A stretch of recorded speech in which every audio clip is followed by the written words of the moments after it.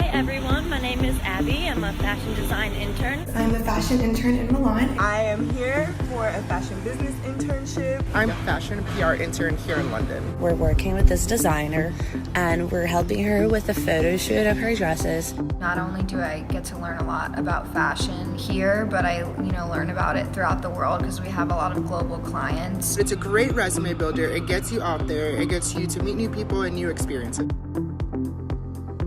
This is my boss, 𝗟𝗘𝗧'𝗦, and sometimes she puts me in outfits so that we can see how it looks.